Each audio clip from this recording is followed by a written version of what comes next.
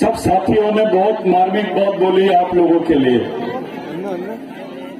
एक बात तो मेरे समझ में नहीं आई कि 5 लोग अंदर हुए, 6 पुतले बैठ गए हैं। अगर 1000 लोग अंदर होंगे तो पूरा मध्य प्रदेश में पुतले ही पुतले दिखेंगे। और एक बात और समझ में आई, इधर नकली मामा है, इधर असली मामा दिख रहा है, कंटा मामा दिख रहे हैं। ये जो 6 पुतले हैं, ये क्यों बिठाए गए हैं? इनका आपसे क्या रिश्ता है? इस आदिवासी समाज से इनका क्या रिश्ता है, इसके बारे में जानना जरूरी है। पहली बात तो यह है कि पूरे मध्य प्रदेश में यह पहला मौका है जब 6 गाथाएं बिठाई गई है, हमारे 6 शहीदों की गाथाएं बिठाई गई है। इस पर पहले नंबर पे शंकर शाह रघुनाथ शाह, जिन्होंने ब्राह्मणों का कानून मानने से इनकार कर दिया था। पहले ऐसा था कि राजा आदिवासी और कानून ब्राह्मणों का, मनुवादी। रघुनाथ शाह शंकर शाह ने बोला कि राज हमारा है तो विचार भी हमारे होना चाहिए, कानून भी हमारा होना चाहिए। इसका रास्ता यह निकाला गया कि यहां के ब्राह्मणवादियों ने अंग्रेजों के साथ मिलकर शंकर शाह रघुनाथ शाह के हुकूमत को खत्म करने का षड्यंत्र रचा और उनको फांसी की सजा दी गई।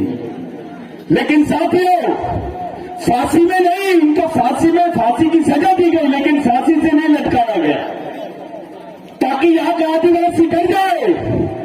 यहां की आदिवासी जनता में एक डर निर्माण करने के लिए इन्होंने इनको तोप से उड़ाया है। इस देश आदिवासियों की फांसी की सजा होती है और तोप से उड़ाया जाता है। मैं तो एक ब्राह्मण शहीद बताइए भाई, एक उच्चवर्णीय शहीद बताइए, एक ओबीसी शहीद बताइए, जिनके साथ ऐसा नहीं हुआ होगा इस देश में। लेकिन आदिवासियों के साथ में जो हुआ है, उससे हमको सबक लेने की जरूरत है।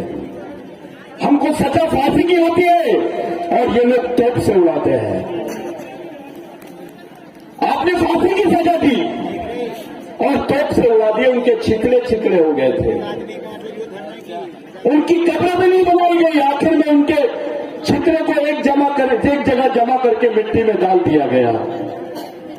ये शंकर शाह रघुनाथ शाह है जिसने पहली बार बोला था कि अगर प्रदेश आदिवासियों का है तो विचारधारा भी यहां पर आदिवासियों की होनी चाहिए। ये शंकर शाह रघुनाथ शाह का समाज के लिए योगदान है। इन्होंने टंडा मामा के बारे में, टंडा मामा की गाथा स्थापित की। ये जितना निमाड़ मालवा क्षेत्र है, यहां पर 1835 के पहले आपके पास जितनी जमीन थी वो जमीन लीज की जमीन थी।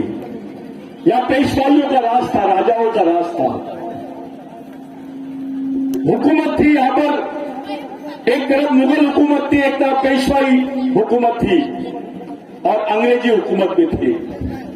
साथियों, पहले आप लोगों को, हम लोगों को, यानी पूरे आदिवासियों को इस देश में क्रिमिनल ड्राइव बोलते थे।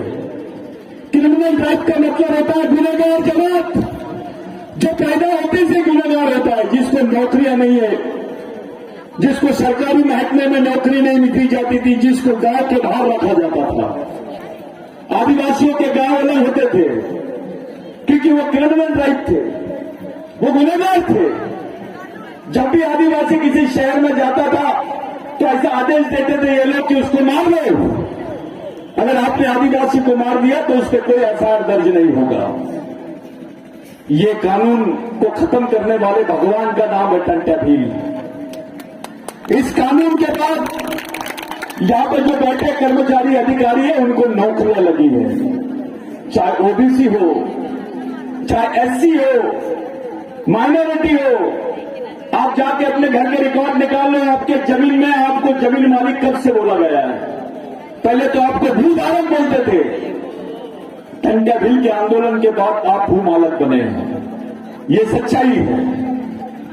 टंट्या भील मध्य प्रदेश में वो नाम है जिस नाम की वजह से मध्य प्रदेश की जमीन बची है, मध्य प्रदेश बचा है। ये किसी राजा ने जमीन नहीं दिया आपको। ये जो जमीन आपके पास है, आज खेती कर रहे हैं आप लोग, ये जमीन राजा ने नहीं, आपको महान शहीद महाविद्रोही भगवान टंट्या भील की वजह से जमीन मिली है और ये गाथा आपने स्थापित की है। टंट्या भील का कर्जा एक आदिवासियों के खून पर है, ओबीसी के खून पर है, दलितों के खून पर है। बाबा साहब को उनकी मां भगवान टंट्या भील के कहानी सुनाती थी। स्वयं डॉक्टर बाबा साहब अम्बेडकर बचपन में टंट्या भील बनते थे। टंट्या भील का सबसे ईमानदार सैनिक का नाम है रेंगा कोरकू। रेंगा कोरकू, इनको 18 भाषाएं आती थी, अंग्रेजी भी बोलते थे रेंगा कोरकू, लेकिन पढ़े लिखे नहीं थे।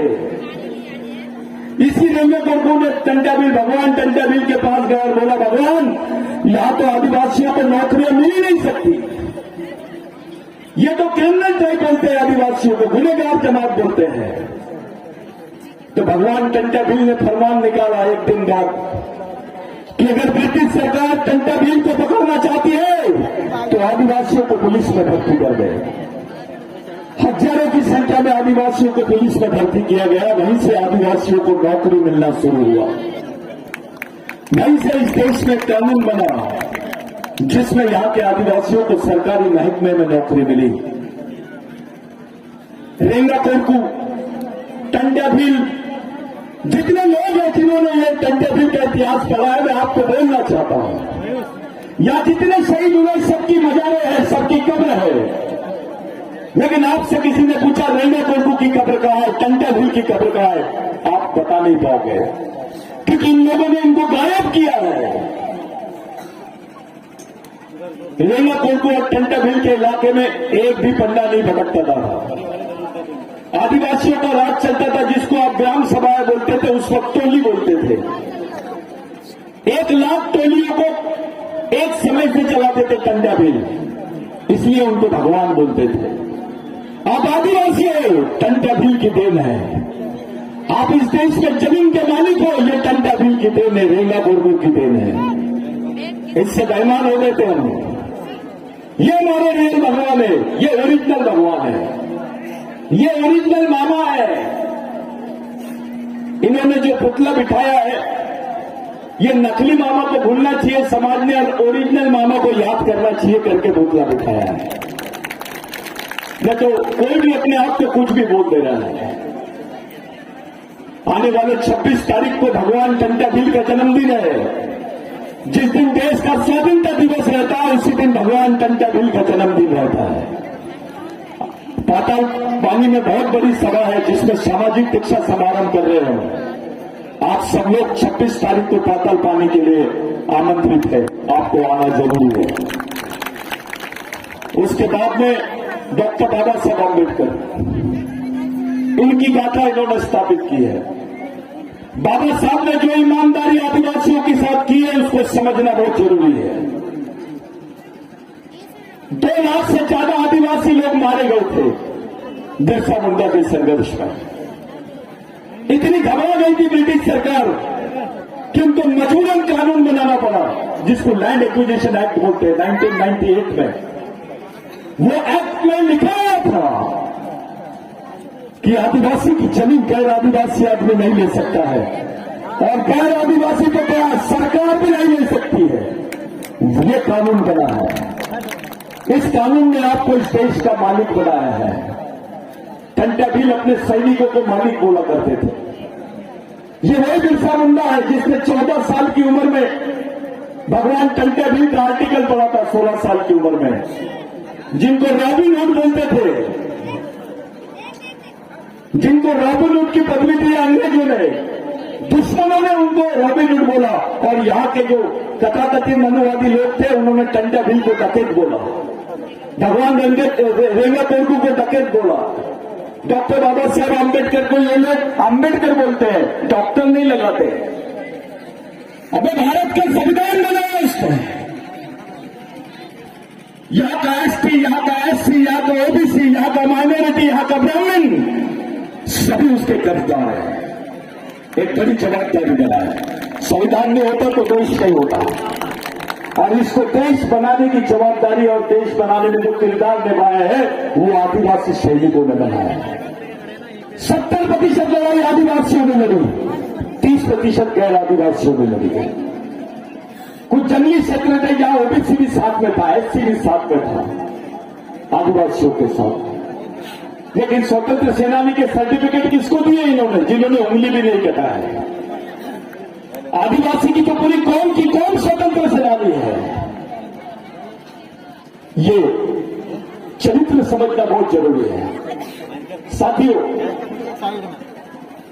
बिरसा मुंडा का आंदोलन इस समाज को, पूरे देश को देश बनाने का आंदोलन है, क्योंकि बिरसा मुंडा के आंदोलन से डॉक्टर बाबा साहब अम्बेडकर ने प्रेरणा लिया है। बिरसा मुंडा के आंदोलन से महात्मा गांधी ने प्रेरणा लिया है और भारत छोड़ो आंदोलन चला है। इसी आंदोलन की देन है बिरसा मुंडा की कि महात्मा गांधी जी जो एडवोकेट थे, कोट टाई पहनते थे, वो टाई कोट उतार के लंगोटी पहन के पूरे देश में घूमे। बराबर बोले उन्होंने कि अगर महात्मा गांधी इस देश के राष्ट्रपिता है तो बिरसा मुंडा तो आजा होना चाहिए, और कंटा भीम तो सबका बाप होना चाहिए। लेकिन कोई नहीं बोलेगा क्योंकि वो आदिवासी है। जिन्होंने जेल से भागे, बार बार माफीनामा लिख के दिए, उन लोगों को ये लोगों ने वीर, टाटा वीर, ये वीर, वो वीर, सब वीर बना दिए उनको। और हमको किसी की जरूरत भी नहीं है। ये तो बाबा साहब को गलती की है भारत रत्न देकर, क्योंकि डॉक्टर अंबेडकर को भारत रत्न दिया, उसके बाद तेंदुलकर को दे दिए। क्या मतलब हुआ?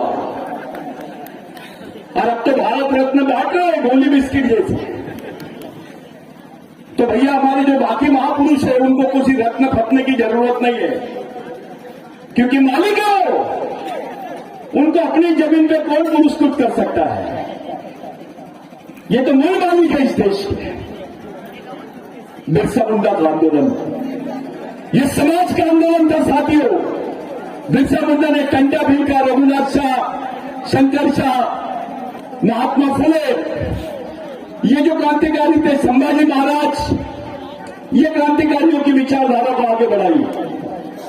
और यही लड़ाई आज हमारे सामने सब लोग देख रहे हैं। जितने युवा यहां बात कर रहे थे, मेरे को ऐसा लग रहा है कि आदिवासी समाज का युवा बोलना सीख गया है, और यही कारण है आदिवासी नेता पिछक रहे हैं, डर रहे हैं।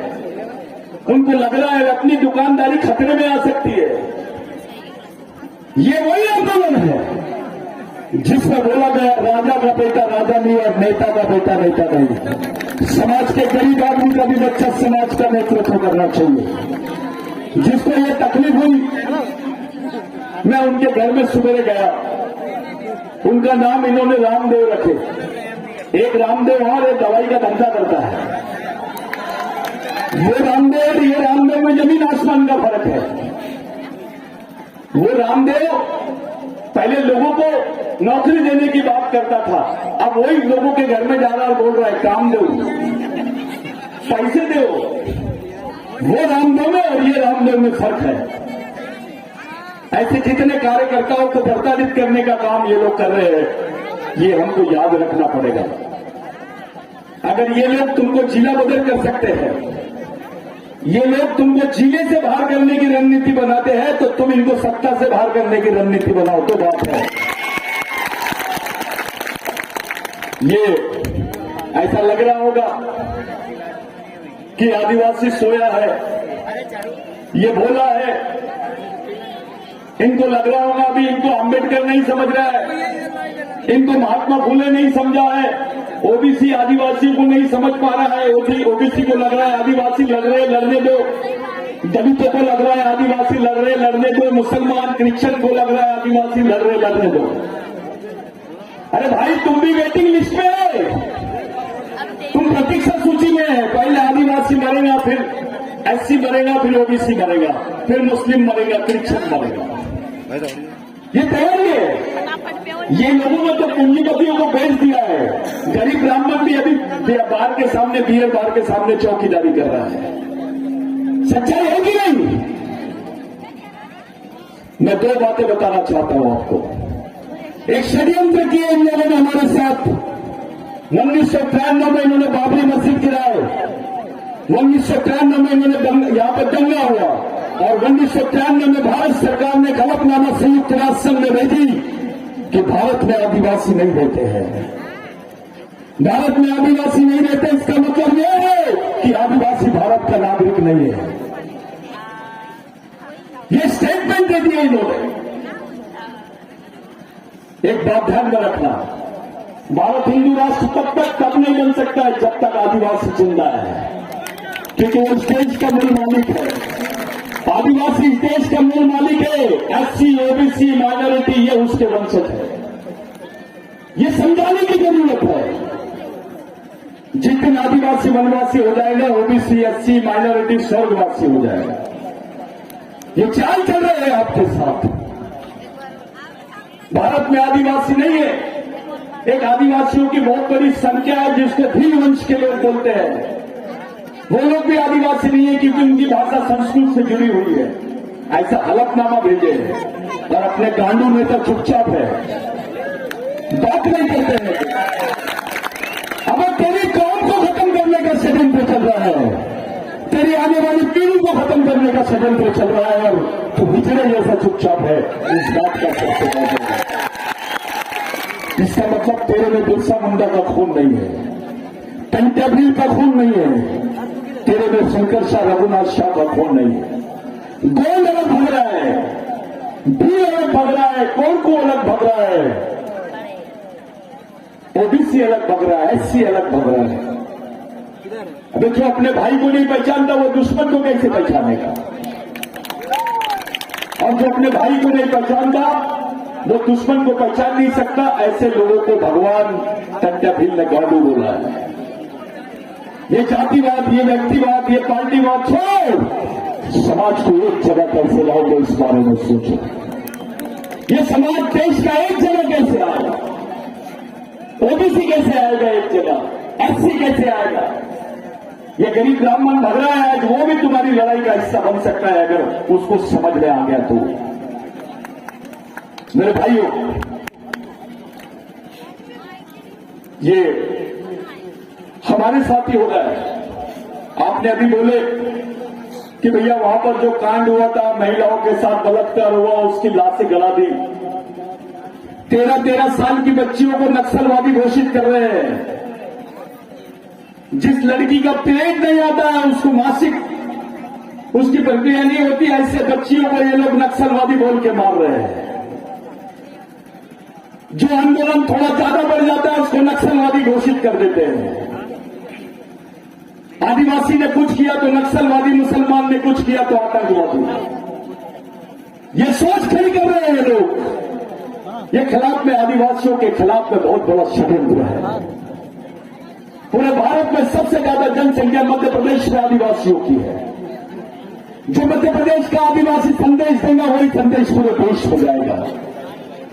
और मध्य प्रदेश के आदिवासियों को बोल रहे हैं कि आदिवासी भारत का मालिक नहीं है और भील आदिवासी नहीं है। भील यानी बारेला, भील, बारेला, बिलाला, ये जितनी अपनी वंशज है ये पूरे लोग, कोरकू, ये इतनी हिम्मत कैसे करते हैं? इसलिए करते हैं क्योंकि हमारे लोग, हमारा पढ़ा लिखा आदमी बोलना नहीं चाह रहा है, डर गया है।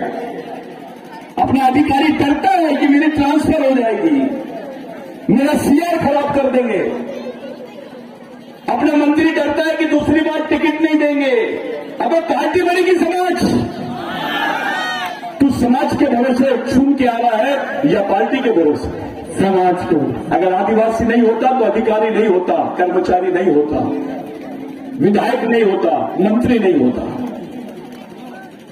ये जो वास्तविकता है इसको खड़ी करने के लिए काम करो। इनका पुतला लगाना बड़ी बात नहीं है, इनके विचारों को लेकर एक मिशन चलाना बड़ी बात है। वो मिशन चलाने की बात करो। अरे तुम एक जगह नहीं आओगे तो लड़ोगे कैसे यार? थोड़ा चींटियों से सीखो, थोड़ा जानवरों से भी सीखो। वो एक जगह आते हैं। मुख्यमंत्री जी को लगता है आदिवासी तो एक जगह आ गए, इनको थोड़ा बोल दो, बांट दो, दारू दे दो, इनके नेताओं को खरीद फरोख्त कर लो, काम बन जाएगा। ये जो लाइन है इसको चुपचाप कर दो, ये खामोश रखो, इस बात को समाज में खत्म कर दो। इनको बता दो कि जो आदिवासियों का निर्णय होगा वो सामाजिक निर्णय होगा, कोई राजनीतिक निर्णय नहीं होगा। आदिवासी समाज तय करेगा मध्य प्रदेश में किसकी सरकार चलेगी। ये समझाने का समय आ गया है। और ये एक संदेश मैं देके जा रहा हूं आपको कि ये जो समाज है नेताओं के विचारों पे नहीं चलेगा, ये नेताओं के विचारों से भी नहीं बचेगा। अगर इसको बचाना है तो ये शहीदों के विचारों को ही लेके चलना पड़ेगा आपको, दूसरा रास्ता नहीं है आपके पास में, कोई रास्ता नहीं है। अगर आप अपनी आने वाली पीढ़ी को बचाना चाहते हो तो ये जो रामदेव बाबा है, हमारा रामदेव है, उसकी टीम है, ऐसे सभी लड़के जो अंदर रहे जेल में, 5 लोग गए तो 6 पुतले बिठे, 5 लोग गए तो 5,50,000 आदिवासी सरकार के खिलाफ में हो गए, 25 जाएंगे तो 25,000 यानी 2.5 लाख आदिवासी सरकार के खिलाफ में हो गए। ये माहौल बनना चाहिए। जेल से क्या करना, जेल में तो रेस्ट लेने दो उनको, प्लानिंग करो। जेल तो बहुत अच्छी चीज है, जो जेल नहीं गया उसको आंदोलन कैसे सकेगा, यही तो ट्रेनिंग है।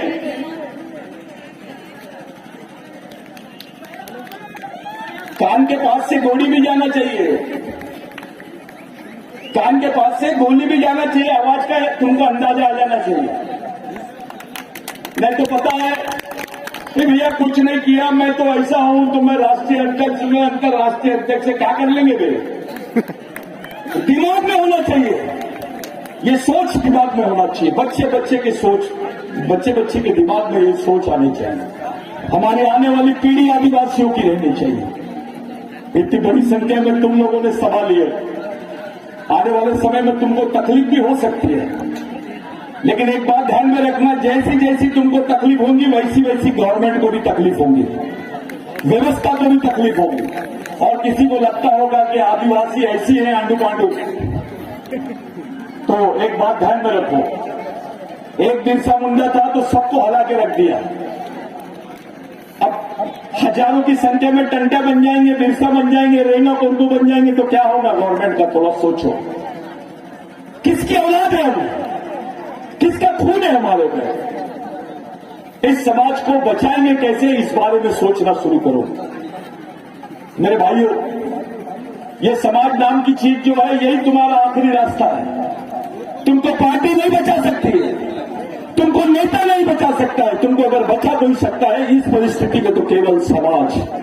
और उसको जिंदा रखो, उसको एक जगह लाओ, एक विचारों से जुड़ जाओ, दूसरा कोई रास्ता आपके पास में नहीं है। अरे देश में तो राष्ट्रपति भी आपकी है, अभी आदिवासी राष्ट्रपति है, और ये बोल रहे हैं कि भारत में आदिवासी नहीं रहते। ये दोनों बातें देखो, आदिवासी राष्ट्रपति हमने आदिवासी का राष्ट्रपति बनाए, और यही लोग बोल रहे हैं वहां पर संयुक्त राष्ट्र संघ में कि भारत में आदिवासी नहीं है। इस षड्यंत्र को समझो, आपको खत्म करने की साजिश है, आपके अस्तित्व को ही खत्म करने की साजिश है। मेरे जितने युवा साथी हैं, जितने कार्यकर्ता लोग हैं, मैं आप लोगों से विनती करता हूं, संगठन से, पार्टी की बातों से ऊपर उठ के समाज के लिए काम करो। जिस दिन आदिवासियों का सामाजिक स्वरूप खड़ा हो जाएगा, ऑटोमेटिक एससी भी आएगा, ओबीसी भी आएगा, उनको भी कोई पर्याय नहीं है।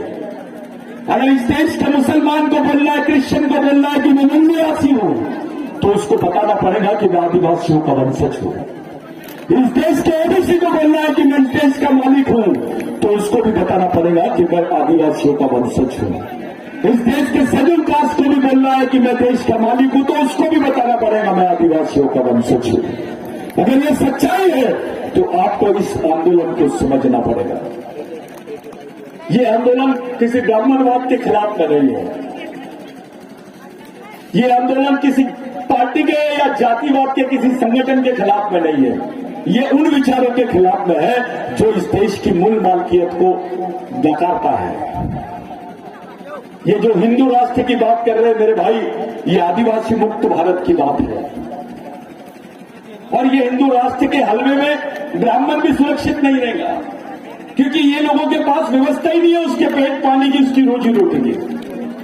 ये लोग बिजनेस माइंडेड है, ये व्यापारी है, इनका दिमाग व्यापार में है, हर चीज का धंधा करना चाहते हैं। राजनीति का भी धंधा हो गया है। अभी राजनीति लोग धंधे के हिसाब से करते हैं, इतना लगाऊंगा तो इतना कमाऊंगा। उसमें कुछ अपने भी नेता शामिल हो रहे हैं।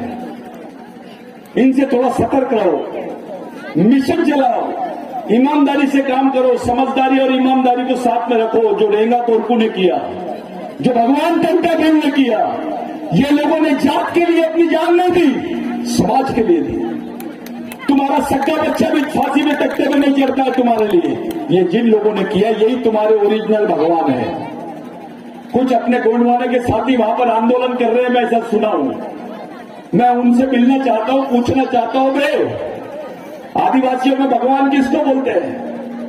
हम उन्हीं लोगों को भगवान बोलते हैं जो हमारे पूर्वज मर गए, उन्हीं को अपना पेन मानते हैं, उसी को अपना पेन मानते हैं। अपन वहीं पे हम लोग अपना पेन खाना बनाते हैं। अगर इस जगह पर, इस पवित्र जगह पर अगर महापुरुषों का गाथा बिठाई गई है, तो इसमें तुमको नाखुश होने की, नाराज होने की बात नहीं, तुमने खुश होना चाहिए। तुमको अभिमान होना चाहिए कि यहां पर इतने सारे महापुरुषों का पुतला बैठा है। मैं एक बात बोलना चाहता हूं, इस क्षेत्र को, उस जगह को क्रांति स्थल नाम दो, मूलवासी क्रांति स्थल उसका नाम रखो, क्योंकि एक आदमी का पुतला नहीं है, आपने बहुत बड़े बड़े लोगों का पुतला बिठा दिया जो भगवान से बड़े हैं।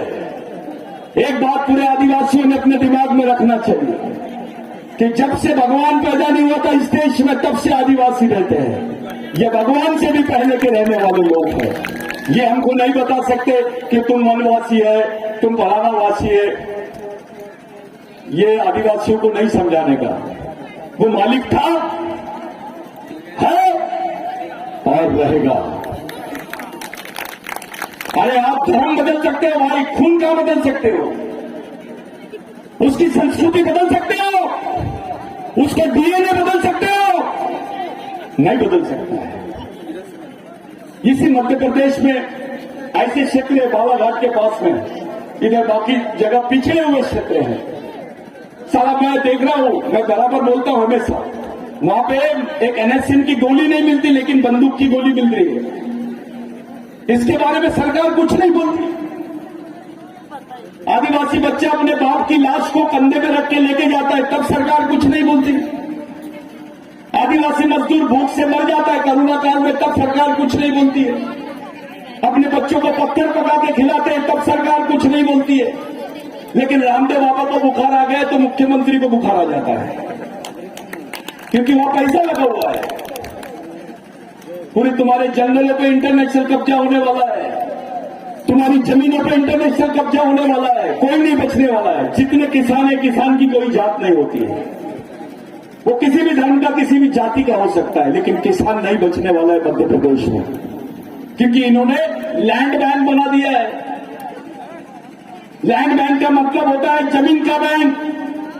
तुम लोगों ने पैसे की बैंक के बारे में सोचा होगा, सुना होगा, लेकिन मध्य प्रदेश सरकार तो जमीन बैंक की बात कर रही है कि हमारे पास जमीन है, आओ पैसा लगाओ, तुमको सब्सिडी देते हैं हम, और यहां राज करो। यानी ये जमीनें बेची जाएगी, किसकी? किसानों की। और अधिकतर जमीनें किसकी बेची जाएगी? आदिवासियों की, क्योंकि आदिवासियों की जमीन सस्ती है। शर्मा साहब की जमीन रहेगी तो वो 10 लाख रुपए एकड़, और आदिवासी की जमीन रहेगी तो 1 लाख रुपए एकड़। क्यों रे बाबा? उस जमीन पे गेहूं होता है, इसके जमीन पे भी गेहूं होता है, वो भी जमीन है, ये भी जमीन है। ये आर्थिक, जो तुम्हारे बीच में आर्थिक तुलना हमारी की गई है। आदिवासी की जान की कीमत 1 लाख, शर्मा जी की जान की कीमत 25 लाख। 25,000 लोग गए होंगे हमारे करनी भाई लोग, तो उनको सुन लेंगे। यहां पर इतनी बड़ी संख्या में लोग रहेंगे, लाखों लोग रहेंगे, उनको नहीं सुनेंगे। इनकी नीति है, ये आरक्षण विरोधी सरकार है, ये संविधान विरोधी सरकार है, ये आदिवासी ओबीसी विरोधी सरकार है। इसलिए बाबा साहब ने बोला बाबा साहब का पुतला आपने लगाया है। मैं इसलिए सम्मान करता हूं बाबा साहब का कि बाबा साहब को मालूम नहीं रहता था उनकी औलाद मर गई है। उनको 1 महीना बाद पता चलता था। वो व्यक्ति अपने समाज की लड़ाई लड़ रहे थे बाहर देश में। ये बाबा साहब की सोच है, यही महात्मा फुले की सोच है, यही बिरसा मुंडा की सोच है, यही टंट्या भील की सोच है। जहां बाबा साहब पैदा हुए वहीं पर टंट्या भील का क्रांति स्थल है, मऊ में पाताल पानी। वही भगवान रेगा कोरकू का स्थान है। ये वहीं मीटिंग करते थे, वहीं से आंदोलन चलता था पूरे देश में। सह्याद्री में सतपुड़ों में आंदोलन चलता था। पहले देश के नाम से नहीं जानते थे, पहाड़ों के नाम से जानते थे। ये आपको समझना चाहिए। अरे देश तो अभी पैदा हुआ है, अभी ना देश नाम की चीज तो अभी आई जब संविधान बना है। इसके पहले क्या था? जब देश नहीं था, जब यहाँ आर्य नहीं थे, जब भगवान नहीं थे, तब आदिवासी थे इस देश के मूल मालिक। तब से हम लोग रहते हैं। अपने आप को मालिक बोलना शुरू करो। अगर टंट्या भील का पुतला आप लोगों ने रखा है भगवान का, तो आज से अपनी जिंदगी सुधारो। एक नई सोच के साथ समाज को खड़ा करो। समाज के लिए एक आ जाओ। कोई जातिवाद नहीं, कोई व्यक्तिवाद नहीं, कोई पार्टीवाद नहीं, कोई क्षेत्रवाद नहीं। समाज और समाजवाद के लिए समाज को खड़ा करो। एक सामाजिक मिशन चलाओ। यही हमारे लिए महत्वपूर्ण चीज रहेगी। आप लोग काफी देर से बैठे हैं। मैं जानता हूं कि आप लोग तकलीफ में हैं, लेकिन आपका मैं धन्यवाद देना चाहता हूं। ये जितने लोगों ने ये आयोजन किया है उनका बहुत बहुत धन्यवाद देना चाहता हूं कि बहुत अच्छी आम सभा ली है आपने। ये सभा समाज को एक नया रास्ता दिखाएगी। यहां से हर एक आदमी एक नया संदेश लेके जाओ कि हम समाज में जीना कैसे है, समाज के लिए जीना कैसे है। आपको समाज में जीना नहीं है, समाज के लिए जीना है, समाज के लिए कुछ करना है। ये पार्टी नाम को चीजों के लिए काम मत करो, नेता नाम की चीज के लिए काम मत करो, समाज नाम की चीज के लिए काम करो। कितने बड़े दीवाने थे, तुम्हारी कौम के लिए हंसते हंसते फांसी का तख्ता चढ़ा दिया। भगवान टंट्या भील को बोले तुम किसको मिलना चाहते हो फांसी के पहले? तुम्हारी बहन आई है, तुम्हारे घर के लोग आए। टंट्या भील ने बोला मैं अपने समाज को मिलना चाहता हूं, क्योंकि मैं अपने समाज को अपना भगवान मानता हूं, मैं इनके लिए जी रहा हूं। वही बात बिरसा मुंडा के साथ हुई। उन्होंने तो किसी से मिलने से इनकार कर दिया था। बोले मैं सिर्फ उन लड़कों से, उन युवाओं को मिलना चाहता हूं जिन्होंने मेरे ऊपर विश्वास किया, जो मेरा उलगुलान आगे बढ़ाएंगे। क्योंकि मैं खून के रिश्तों पे भरोसा नहीं करता हूं, मैं विचारों के रिश्ते पे भरोसा करता हूं। अरे आदमी एक औलाद पैदा कर लेता है, छोटी बात है, लेकिन विचारों से आदमी तो हजारों लाखों लोगों को पैदा कर लेता है। उस आंदोलन की बात बिरसा मुंडा ने किया। बिरसा मुंडा ने बोला हम आर्थिक रूप से गरीब रहेंगे चलेगा, लेकिन विचारों से गरीब नहीं रहना चाहिए। जो आदमी विचारों से गरीब रहता है वो गुलाम पैदा होता है और गुलामी मर जाता है।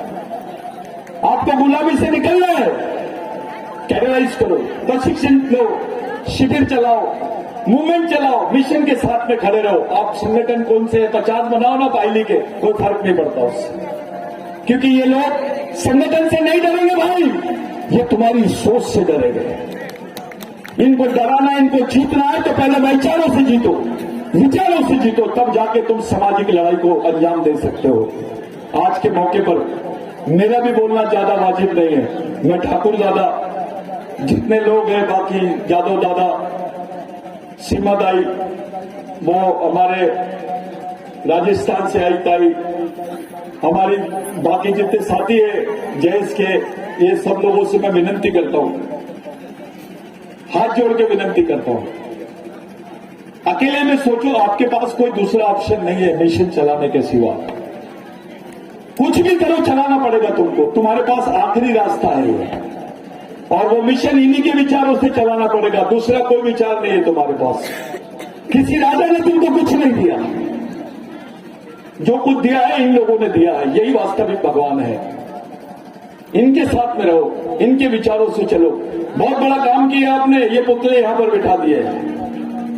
जिन लड़कों ने और जिन उनके साथियों ने मेहनत की, जोरदार तालियां होना चाहिए, वो देता है अपने, उन लोगों ने काम किया। ये बड़ा काम है, मैं सैल्यूट करता हूं तुमको। और जितने भी कार्यकर्ता है, युवा है, लग जाओ काम से, किसी से पूछने की जरूरत नहीं। समाज के लिए काम करने के लिए तुमको किसी की जरूरत नहीं है परमिशन की। समाज तुम्हारा है, दुख तुम्हारा है, शोषण तुम्हारा हो रहा है, तो लड़ाई भी अपनी होनी चाहिए। लड़ाई अपनी है तो मिशन भी अपना होना चाहिए, मिशन अपना है तो उसके लिए कुर्बानी भी अपनी होनी चाहिए। जो ओबीसी भाई है, जो बाकी दूसरे भाई है, उनको भी समझाओ ये रास्ता है रे भाई, यही रास्ते के सिवा कोई दूसरा रास्ता नहीं है। आप पूंजीवाद के खिलाफ तभी लड़ सकते हो जब आपको दुश्मन दिखाई देगा। आप जातिवाद के खिलाफ में तभी लड़ सकते हो जब आपको दुश्मन दिखाई देगा। आप यहां पर जो साम्राज्यवाद है उसके खिलाफ में तभी लड़ सकते हो जब आपको दुश्मन दिखाई देगा। जब आपको दुश्मन दिखेगा ही नहीं, कैसे लड़ोगे? और उससे बड़ी दुख की बात है, तुमको तो अपना भाई भी दिखाई नहीं देता है। ये बहुत गंभीर बात है। आज के दिन कुछ ले जाने लायक है आपके पास तो इनकी प्रेरणा है, इनकी याद है। अपने बाप को देखो, अपने बच्चों को देखो, कौन तुम्हारे लिए इतनी बड़ी कुर्बानी दिया है इनके अलावा? तो आपको आखिरी में एक ही आंसर मिलेगा, सिर्फ इन्होंने ही दिए हैं, किसी ने नहीं दिया। इनका सम्मान है, ये शहीदों का सम्मान है। इसका किसी नेतागिरी और बाकी सब चीजों से कोई लेना देना नहीं है। आप लोग समाज के लिए ईमानदारी से और समझदारी से काम करो, यही मेरी आपसे अपील है। आने वाले 26 तारीख को भगवान टंट्या भील के जन्मदिन के दिन 26 जनवरी को हम लोग पाताल पानी में बहुत बड़ा सामाजिक सांस्कृतिक दीक्षा कार्यक्रम ले रहे हैं। उस कार्यक्रम में आपको किसी की जरूरत नहीं है, कोई पॉम्पलेट के नहीं, लग जाइए काम से। आपको पाताल पानी जाना है, कम से कम 2, 4, 5 लाख आदिवासी वहां दिखाई देना चाहिए। देश में नहीं, विश्व में मैसेज जाना चाहिए कि टंट्या भील कौन है। आज हम लोग मध्य प्रदेश, छत्तीसगढ़, झारखंड तक के टंट्या भील को पहुंचाए हैं, नॉर्थ ईस्ट तक के पहुंचाए हैं। हमारी इच्छा है कि रेगा कोरकू को, टंट्या भील को, बिरसा मुंडा को, शंकर शाह, रघुनाथ शाह को, अफ्रीका को भी आदिवासी पहचानना चाहिए, पाकिस्तान का भी आदिवासी पहचानना चाहिए, अमेरिका का भी आदिवासी पहचानना चाहिए। क्योंकि अभी तुमको अंतर्राष्ट्रीय साउंड की जरूरत है। अब अंतर्राष्ट्रीय संविधान बन रहा है और इन लोगों ने तुम्हारे खिलाफ में चाल चल दी है कि भारत में आदिवासी नहीं है, तो वो अंतर्राष्ट्रीय संविधान में तुम्हारा उल्लेख रहेगा कि नहीं? अगर नहीं रहेगा तो तुम्हारी हालत क्या हो जाएगी, थोड़ा सोचो। मेरे भाइयों, हाथ जोड़ के विनती है, इस मुद्दे पर बात करो, इसी मुद्दे को समझो, इस षड्यंत्र को समझो, अपने पीढ़ी को समझाओ, अपना दोस्त कौन है, दुश्मन कौन है वो समझो और काम करो। यही आखिरी रास्ता है अपने पास में, और यही आदरांजलि है इन महापुरुषों को। मैं बिरसा ब्रिगेड का एक कार्यकर्ता हूं। बिरसा ब्रिगेड मेरी नहीं है, ये जो विचारधारा पूरे देश में हम लोग फैला रही है मेरी नहीं है, ये इन्हीं की है, इन्हीं महान आत्माओं की विचारधारा है। कोई जातिवाद करने का नहीं, ये भील है, बिलाला है, बारेला है, ये फालतू बातें निकालो, ये गांडूगिरी की सोच छोड़ो, मत बनो। आदिवासी यानी आदिवासी, तुम्हारी संस्कृति एक, तुम्हारा समाज एक, तुम्हारा खून एक, तुम्हारा डीएनए एक, तो तुम्हारी लड़ाई भी एक होनी चाहिए और मिशन भी एक होना चाहिए। यही रास्ता बताया भगवान टंट्या भील ने, भगवान रेगा कोरकू ने, भगवान बिरसा मुंडा ने, भगवान डॉक्टर बाबा साहब अम्बेडकर ने। बाबा साहब का झुकाव आदिवासियों की तरफ था। बुद्ध धर्म लेने के पहले बाबा साहब आदि धर्म ले रहे थे। उनको समझ में आ गया था कि आदिवासी इस देश के मूल मालिक है, इसलिए 5वीं 6वीं अनुसूची रखे। जो कायदा कानून जो बनाया गया था बिरसा मुंडा के समय पे, उस कानून को वैसे के वैसे भारत के संविधान में डॉक्टर बाबा साहब अम्बेडकर ने रखा। क्योंकि बाबा साहब को ये मालूम था कि मेरे को संविधान बनाने का मौका किसके आंदोलन की वजह से मिला है, बिरसा मुंडा के आंदोलन की वजह से मिला। साथियों, बहुत बड़ा आयोजन आप लोगों ने किया है, बहुत अच्छे अच्छे लोग बैठे हैं यहाँ, बहुत बुद्धिजीवी लोग बैठे हैं, ओबीसी समाज के, एससी के, एसटी के, अन्य हमारे ब्राह्मण भाई भी है। मैं आप लोगों से विनती करता हूं, सही रास्ता चुनो। और खास करके आदिवासी समाज के लोगों से बोलना चाहता हूं, अगर आप मिशन नहीं चलाओगे तो मारे जाओगे। संगठन से डरती नहीं है गवर्नमेंट, और जो तुम्हारा दुश्मन है, तुम्हारे 2000 संगठन भी एक जगह बैठ जाएंगे तो डरेंगे नहीं। तुम्हारी मिशनरी सोच बन जाएगी ना, तो तुम्हारे 10 लोगों से ये लोग डरेंगे। वो ताकत पैदा करो, विचारों की ताकत पैदा करो, विचारों का मिशन शुरू करो। आदमी के नाम से नहीं पहचानना चाहिए, ऐसे कई सतीश पैदाम आएंगे और मर जाएंगे। आदमी कौन है? मिशन में आदमी बूढ़ा भी नहीं होता और मरता भी नहीं है। मिशन में एक ही चीज नहीं मरती है, उसका कारण है, उसकी वजह से ही आदमी नहीं मरता है, वो है विचारधारा। कंटाबील हमारे बीच में है, हमारे बीच में रहेगा कोरकू है, हमारे बीच में बिरसा मुंडा है, हमारे बीच में अंबेडकर, बाबा साहब अंबेडकर है, हमारे बीच में शंकर शाह, रघुनाथ शाह है। उसका कारण एक में हो कि वो सोच है, वो विचार जिंदा है करके ये जिंदा है, इसलिए आपने उनका पुतला बिठाया। नहीं तो आप किसी भगवान का पुतला बिठा देते। आप मेरे को पानी पिला रहे हैं, अपने को दूसरे को पिलाना है, पानी सबको पिलाना है। हाँ, मैं इतने दूर से सिर्फ इसलिए आया कि आप लोग समझ जाओ कि करना क्या है। आप ये लड़ाई पार्टी के भरोसे नहीं लड़ सकते, ये लड़ाई नेता के भरोसे नहीं लड़ सकते। इस लड़ाई को जीतना है तो समाज नाम की चीज तुम्हारे पास होना चाहिए, पूरा समाज एक विचारों से चलना चाहिए, तो जीतोगे। नहीं तो जैसे थे वैसे हो जाओगे। पहले तुमको मूलवासी बोलते थे, बाद में आदिवासी बोलने लग गए, अब वनवासी बोल रहे हैं, 5 साल में स्वर्गवासी बोलेंगे। तो ये तुम्हारे खिलाफ में आंदोलन चालू हो गया है, खुलेआम आदिवासियों को वनवासी बोल रहे हैं। अबे उसको आदिवासी बोलने से डर रहे क्यों है? क्योंकि ये जानते ये मालिक है, तुम्हारी पहचान खत्म करना चाहते हैं। आदिवासी ने किसी धर्म से कभी द्वेष नहीं किया, किसी का विरोध नहीं किया, किसी भी धर्म का, किसी भी संप्रदाय का आदमी रहे, आदिवासी सबको गले लगाता है। आदिवासी के स्वभाव में नहीं है, लेकिन इन लोग कूटनीति के द्वारा आदिवासियों को खत्म करने का षड्यंत्र कर रहे हैं। इसको समझो, इस षड्यंत्र को समझो और अपने शहीदों के विचारों को लेकर चलो, यही आखिरी रास्ता है अपने पास।